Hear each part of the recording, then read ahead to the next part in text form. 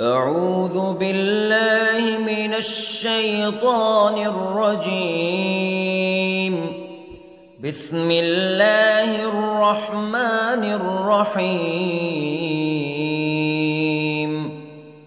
الرحمن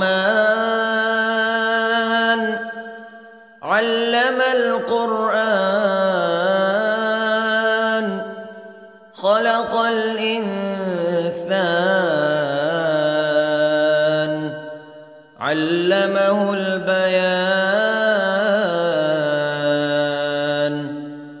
الشمس والقمر بحسبان والنجم والشجر يسجدان والسماء رفعها ووضع الميزان ألا تطغوا في الميزان وأقيموا الوزن بالقسط ولا تخسروا الميزان. والأرض وضعها للأنام فيها فاكهة والنخل ذات الأكمام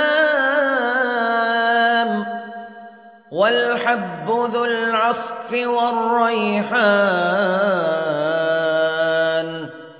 فبأي آلاء ربكما تكذبان. خلق الإنسان من صلصال كالفخار وخلق الجان من مارج من نار فبأي آلاء ربكما تكذبان. رب المشرقين ورب المغربين فبأي آلاء ربكما تكذبان. مرج البحرين يلتقيان بينهما برزخ لا يبغيان فبأي آلاء ربكما تكذبان. يخرج منهما اللؤلؤ والمرجان فبأي آلاء ربكما تكذبان. وله الجوار المنشآت في البحر كالأعلام فبأي آلاء ربكما تكذبان. كل من عليها فان ويبقى وجه ربك ذو الجلال والإكرام فبأي آلاء ربكما تكذبان.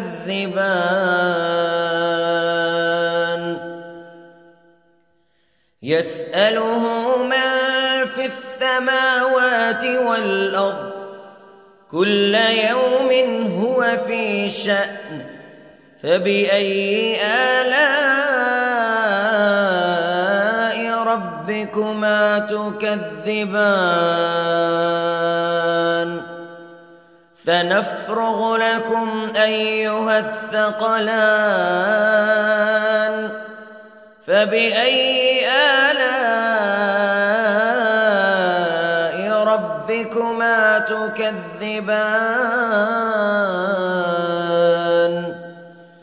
يا معشر الجن والإنس استطعتم أن تنفذوا من أقطار السماوات والأرض فانفذوا لا تنفذون إلا بسلطان فبأي آلاء ربكما تكذبان يرسل عليكما شواظ من نار ونحاس فلا تنتصران فبأي آلاء ربكما تكذبان فإذا انشقت السماء فكانت وردة كالدهان فبأي آلاء ربكما تكذبان فيومئذ لا يسأل عن ذنبه إنس ولا جان فبأي آلاء ربكما تكذبان يعرف المجرمون بسيماهم فيؤخذ بالنواصي والأقدام فبأي آلاء ربكما تكذبان هذه جهنم التي يكذب بها المجرمون يطوفون بينها وبين حميم آن فبأي آلاء ربكما تكذبان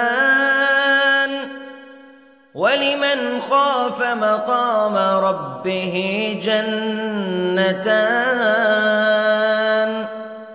فبأي آلاء ربكما تكذبان ذواتا أفنان فبأي آلاء ربكما تكذبان فيهما عينان تجريان فبأي آلاء ربكما تكذبان فيهما من كل فاكهة زوجان فبأي آلاء ربكما تكذبان متكئين على فرش بطائنها من استبرق وجنى الجنتين دان فبأي آلاء ربكما تكذبان فيهن قاصرات الطرف لم يطمثهن إنس قبلهم ولا جان فبأي آلاء ربكما تكذبان كأنهن الياقوت والمرجان فبأي آلاء ربكما تكذبان هل جزاء الإحسان إلا الإحسان فبأي آلاء ربكما تكذبان